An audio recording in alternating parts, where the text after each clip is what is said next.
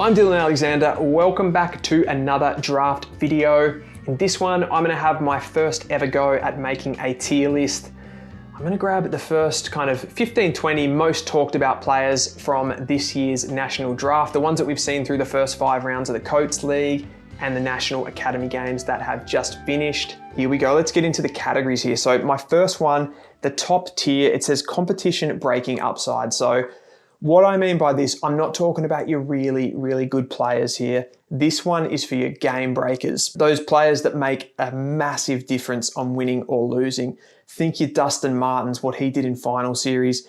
From a defensive point of view, think about a player like Tom Stewart, Jeremy Cameron. These players that are not only just really good at football, but they possess some sort of an amazing athletic trait. Dusty Martin, that superhuman strength. Jeremy Cameron, his athletic ability.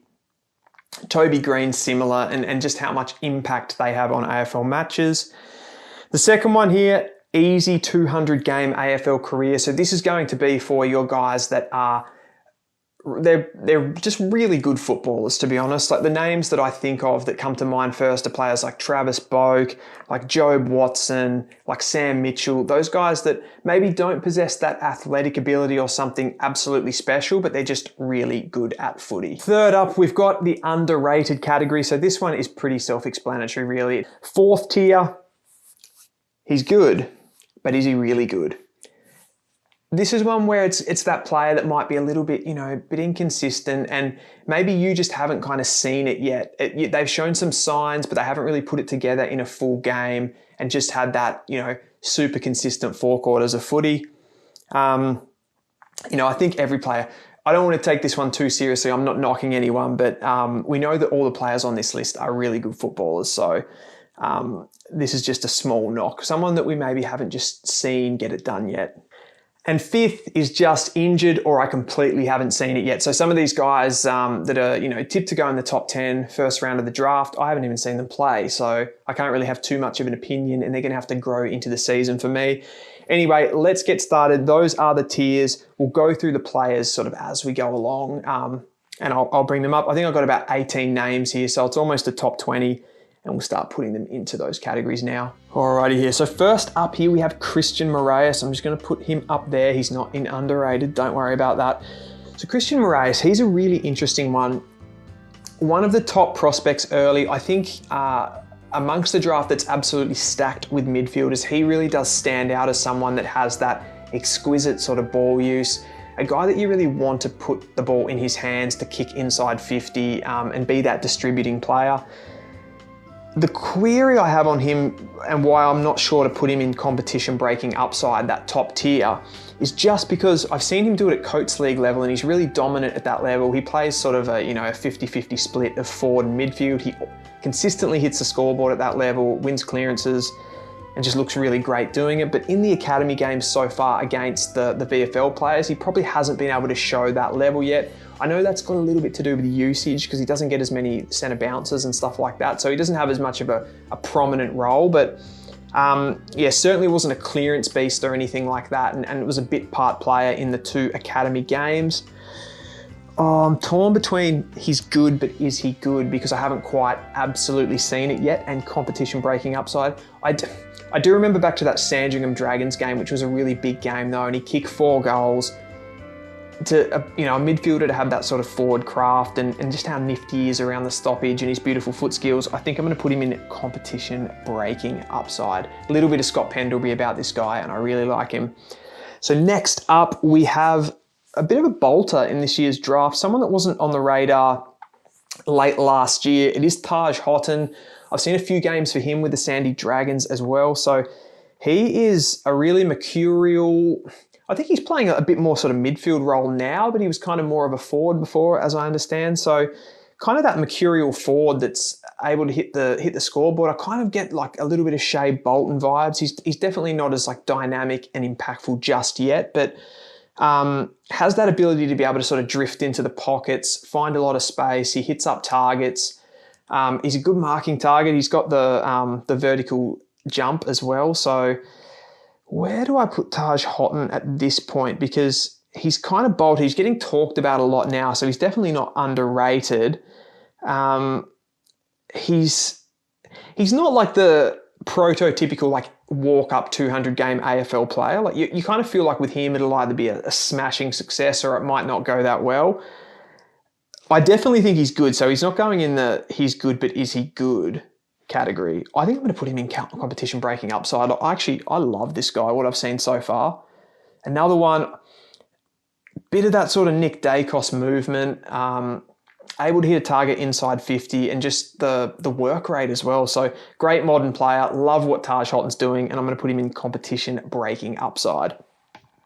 Next up, I know he gets spoken about the most of any player, and in some ways he gets a bit probably underrated in some ways. Like at any point in time, he can kind of be underrated or overrated, I think, Levi Ashcroft, because he gets spoken about so much, but at the same time, I think because he's father-son to Brisbane, people kind of just get a little bit bored with talking about him because they don't really, there's no jeopardy around where he's going to go. He's going to end up at Brisbane. But the one thing that stands out or doesn't stand out for me with Ashcroft is just when you're watching a game, you don't notice him massively while you're actually watching the game live. And then you go back and watch the tape and you sort of look at all the little things that he does, like in and under in the contest. He wins so many clearances. I just watched the Footscray Academy game back and he won, I think, 7 or 8 clearances in that game. And he was involved in the majority of like the scoring chains as well. So he's always involved and he's got that consistency, which makes me gravitate straight towards easy 200 game AFL career, because I think he's the epitome of this category, to be honest. He probably doesn't have that competition, breaking upside that where he's just, he's going to win you a grand final or something like that, but he's just going to give you, like every week he's going to turn up, he's probably going to get 30 disposals, he's going to kick a goal, just be an amazing 200 to 300 game player. So easy one there for Ashcroft. But the only other category I could probably see myself putting Ashcroft is maybe like a underrated category, just because, he does get forgotten about maybe. Next up, we have Isaac Kako from the Calder Cannons. I loved his work in the Coates League. Wasn't part of the academy team, so didn't get to see him there against men. I'm going to leave him where I've just dropped him in straight away here. I think he's underrated, this guy. I know he has come onto the radar a lot, and the way that he plays isn't sort of underrated. He's pretty noticeable out there. He's got the hair, sort of, forward half player, so someone that hits the scoreboard quite regularly and gets a lot of plaudits. But I think in the context of being like a higher draft pick, I think you got to start thinking about this guy like a Brian Myers or someone like that. I think he's going to be a goal assist machine. He works really hard defensively as well, so creates a lot of that forward half pressure. And if you can sort of lock the ball inside 50 and get clearances from the likes of Kako, or he's hitting up targets inside 50, he's a really valuable player. So I'm going to put him in the underrated category. He's just been named for the Vic Metro side, so arguable whether he's underrated, but that's where I'm going to stick him. Josh Smillie. Where are we going to put Josh Smillie? So a 194 centimetre midfielder, that is crazy stuff. Something that you wouldn't have heard about 20 years ago. Absolutely not. He has that freakish strength that I talked about with the competition breaking upside. He's by all means tipped to go number 1, so he's absolutely not underrated. I'm tossing up here a little bit similar to Christian Moraes, where I'm tossing up between he's good, but is he good, and competition breaking upside. And the only reason that I say, I know he's good, like he's absolutely, like he's an amazing player. For that number 1 draft pick though, watching back the Coburg game, he sort of, like most of his touches were off half back. I didn't think he was super involved in like the forward half stuff, and he wasn't really getting involved in the score involvements in those games. To be honest, he won particularly in the Coburg game, he was pretty good at clearance and certainly involved in the scoring chains from clearance in that game. A little bit less so in the Footscray game, but that was a tougher matchup. He has those moments where like he breaks a tackle and you go, oh my God. And having someone that size, I think that does give you that competition breaking upside, but we're not really seeing that quite yet. Just the attributes of this guy that I've got to put him in competition breaking upside. He's a bit of an intrigue at the moment, and I'm really looking forward to what he does at the national championships and also the rest of the Coates League. So super excited about Josh Smillie, but still maybe the jury's out just a little bit at this stage. Next up is Jagger Smith. Absolutely love this guy. One of my favourites. Does get a little bit lost sometimes, I think, in the noise of how many midfielders are in this draft and a lot of similar type players, so sometimes he can get a bit forgotten about. I think in that game against Footscray, he was the best player on the ground. I know Ashcroft won the medal, but he was amazing in that game. He had 7 score involvements, several clearances, really important ones that led to scores too. So he had more score involvements than anyone else on the ground. Kicked the goal himself as well, so I think he was definitely underrated in that game. I think I'm going to leave him at underrated at this point. I don't think this guy is getting enough plaudits for what he's actually dishing up. He gets 30 touches every week, absolutely hoovers up the ground ball stuff in and around the clearance, so that's a really important part. I get Sam Walsh vibes, I get Josh Kelly vibes, and just a huge fan. Someone that's that quick of mind and quick with their feet around stoppage is so crucial, and that's where he really gets it done, and that's his point of difference over other midfielders, you know, like an Ashcroft or like a Christian Moraes. He's just got that little bit more nip and speed, and yeah, massive fan. Underrated. Well, he'd either be underrated or competition breaking upside for me. I'm gonna go with underrated. Just keep it interesting. Luke Trainer, comfortably the best key position player in this draft, I think. Won the best on ground against Coburg in the first academy game, and yeah, been super for Sandringham Dragons as well. Got sort of, I think Cal Toomey compared him to Jordan Ridley. That's a really good comparison. I've used Tom Stewart a couple of times as well. I mean, on one hand, I think easy 200 game AFL career, because I think that's where this is heading, absolutely. But at the same time, I think he also has the competition breaking upside. From a defender point of view, I mean, not in the same way that a forward half player is a competition breaking upside, but just the athletic capabilities in the game, in the academy game against Footscray, he had 4 score involvements from back half chains. So 3 of those were intercept marks that then led to scores. So considering the academy didn't hit the scoreboard that much, that is actually a massive number. I'm going to go competition breaking upside for Trainer. Love this guy. I hope somehow he can get to North Melbourne. Next up, Finn O'Sullivan. So my first thought here with Finn O'Sullivan would have been injured and I haven't seen enough, but I watched back the Footscray game. He was like really impressive, and so this guy's either going to injured, haven't seen enough, or competition breaking upside, because I think, again, it's saturated with those midfielders, but there's definitely a point of difference there. A little bit taller than some of the others, and just has this like amazing aggression. Won some really important clearances against Footscray. We know he didn't play in the Coburg game because of injury. I think he faded out of the Footscray game probably because he was a little bit underdone.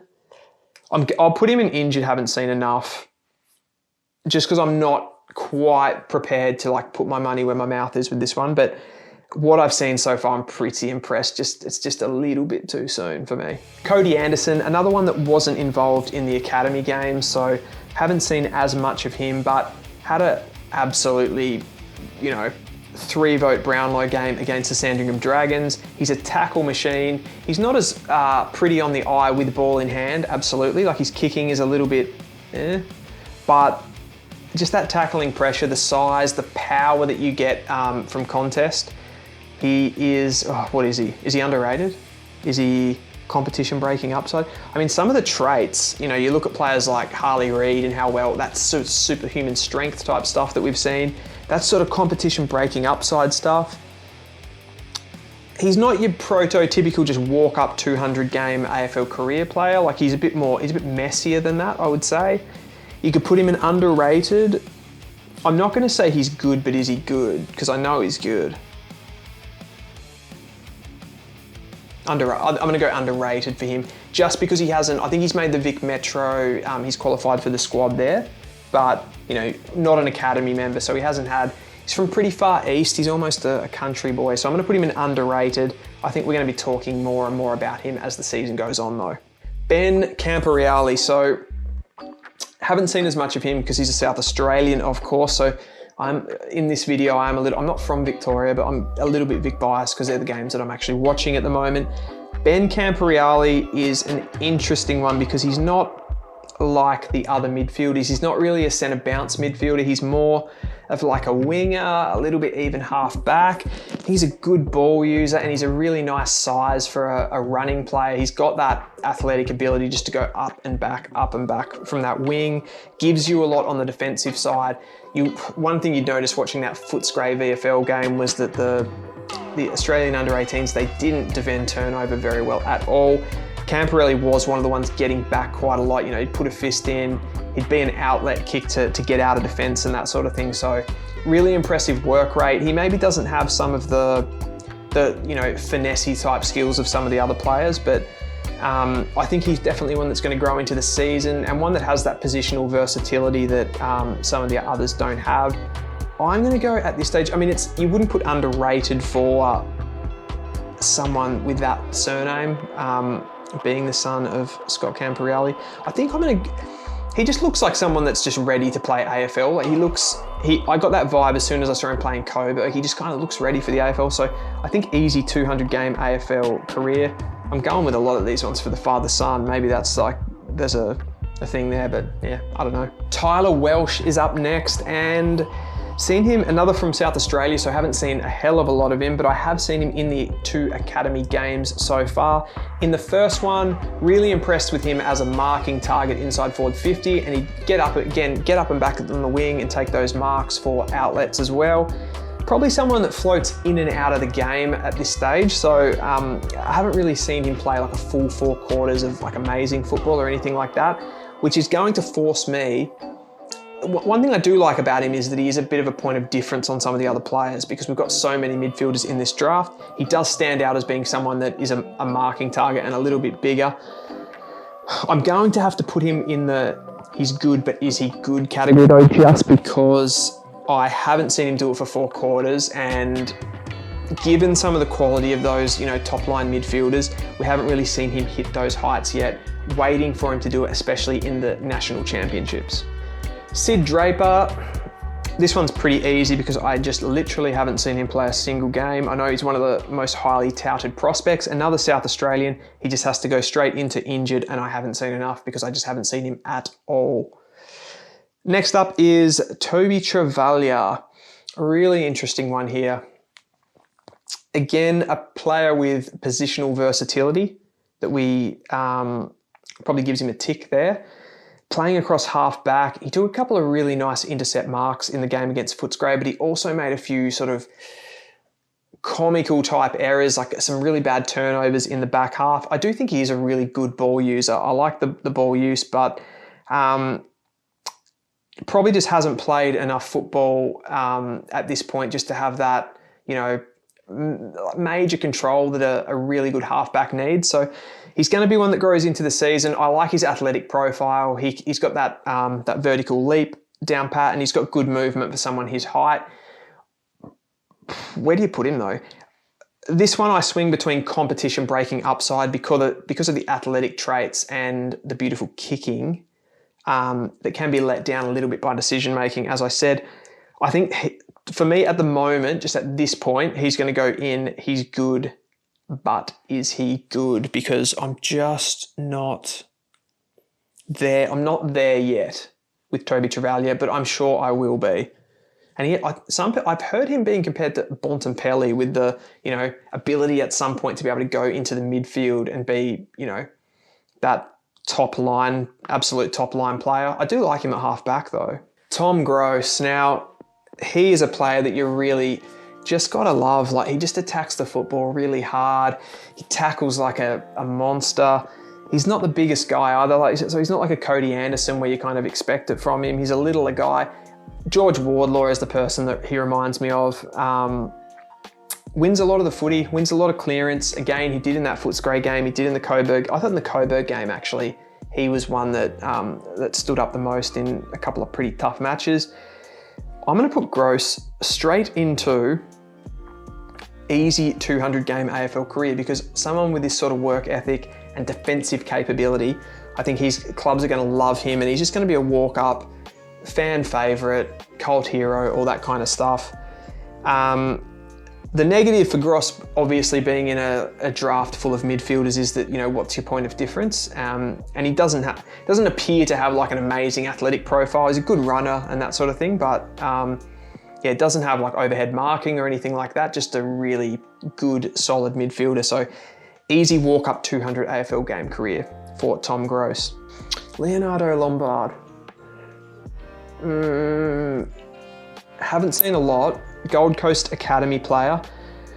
Have seen the 2 games that he played with the Academy side, and I like his strength. I know he's played in the VFL. He was in the VFL Gold Coast Premiership side, so he's played against men, and you can kind of see that he's got really strong through the legs, powers away from the stoppage. If he gets the ball sort of deep in transition, it's really hard once he's like got that full speed and he just powers through. Looks really hard to tackle. At the same time, I haven't seen him get like a 30+ disposal game, sort of Ashcroft type consistency with the games, but I'm struggling with Lombard, to be honest. He's either going to go into competition breaking upside, or is he underrated? He's probably underrated, to be honest. Playing at Gold Coast, not being a Victorian, you do get a little bit forgotten about, and that's why I've only seen the 2 games of him. I'm going to put him in underrated, to be honest. Really looking forward to seeing what he does in the national championships as well. Yeah, I think he could be moving up to the competition breaking upside by the end of it. Really like him, but underrated at this point. That brings us up to the next one, a Tassie boy. It's Nathaniel Salzburger. So not in the academy team. He plays at the Sandringham Dragons, a real inside midfielder, quite tall.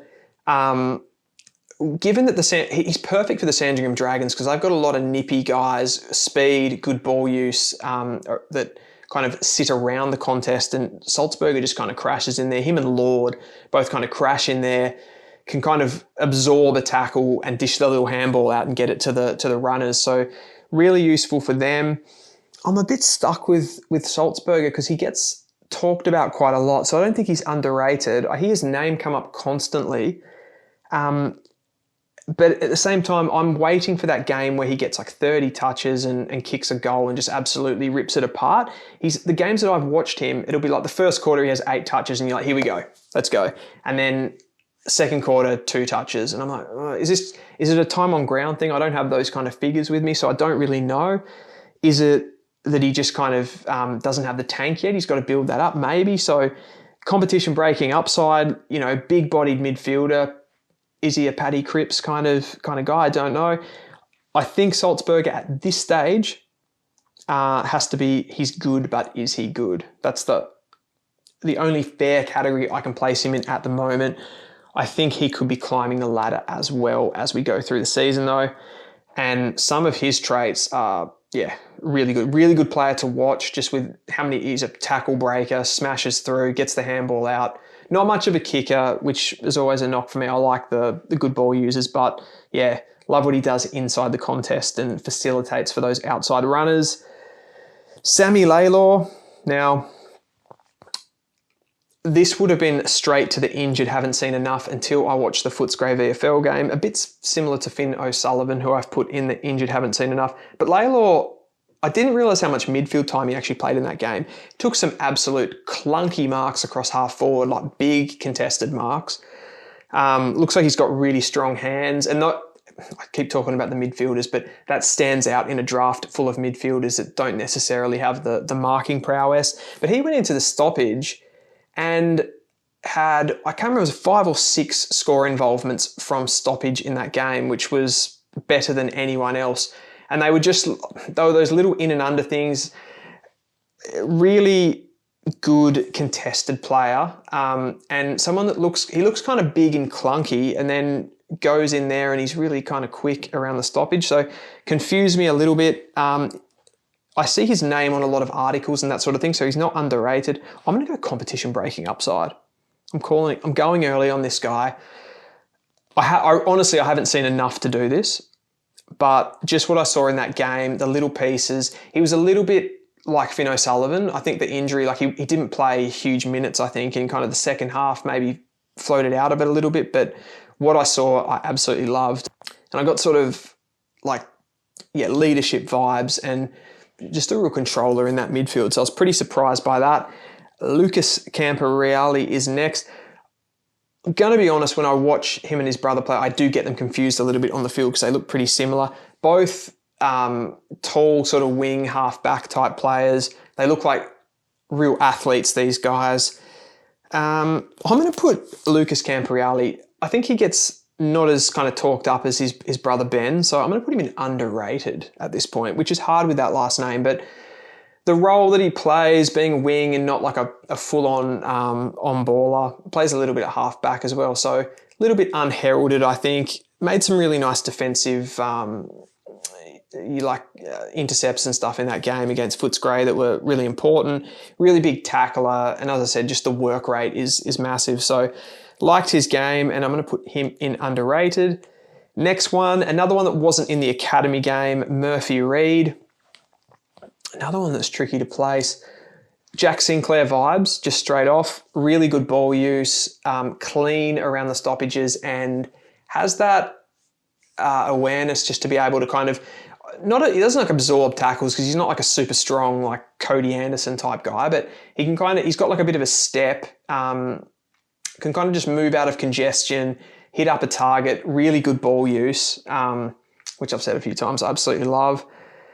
I don't think you could put him in competition breaking upside. He's one that's kind of bolted a little bit in recent times. I'm not sure where his kind of draft cachet was last year, but I like him as an easy 200 game AFL career because I think he's above average in those like skill-based areas like the kicking and that sort of thing. Doesn't really have any physical attributes that blow you away, but then he's just a really good footballer on top of that. So easy 200 game AFL career. I think I'm comfortable with that. And the last one up is Harvey Langford. So Dandenong Stingrays in the Coates League and played in the academy games. He's one that goes under the radar quite considerably for me. I think he kicked the first goal in maybe both of the academy games, at least definitely the Footscray game. Might have been Shanahan actually in the other one. What I didn't realise, again, watching the game live, I didn't realise he went into the midfield in the second half and he had quite a big impact in there. 3 or 4 score involvements that were really important from the clearance source. So for his size, to be able to go through the midfield is quite impressive as well. I don't love him as a forward. Like, I don't think he's a competition-breaking upside. I'm leaning towards easy 200-game AFL career. Yeah, the competition-breaking upside's got to be left for the guys that really you're like, whoa. And I don't get the wow factor with him. He's good, but is he good kind of stands out here, or easy 200-game AFL career? I think I'm going to go with 200-game career because I feel he's just a really solid player. I think he's going to go in the first or second round of the draft probably, just with that versatility to be able to play in the forward line and in the midfield. At the same time, I could almost put him in the, I haven't quite seen it yet. I don't think he's like ripped a game apart that I've watched. I need to watch more Dandenong Stingrays games for sure. Was good to, when they're playing against VFL players in the academy game, so it's hard to, if I only watch Christian Moraes, for example, in that game, you're not super impressed, right? So it's a difficult one. That rounds out this tier list though. That is it for the one. So we've got, what have we got? 5 players in the top tier, 5 in the second tier, 5 in the third tier. So nice and consistent. He's good, but is he good? Only 3 players on watch there for me for the rest of the season, and 2 in O'Sullivan and Sid Draper there that I haven't actually seen because of injury. So that is the 18 players done and dusted, 5-5-5-3-2 across the 5 tiers. Pretty happy with that all up. Still definitely want to check out the injured, have not seen O'Sullivan. Really excited to see more of him this year, as well as Sid Draper there. Apart from that, I think that's a wrap. That's all I've got time for today. I'm going to do a vlog from the Coates Talent League this weekend, probably the Oakley Chargers and Northern Knights game. So really looking forward to that, and I'll see you guys next time.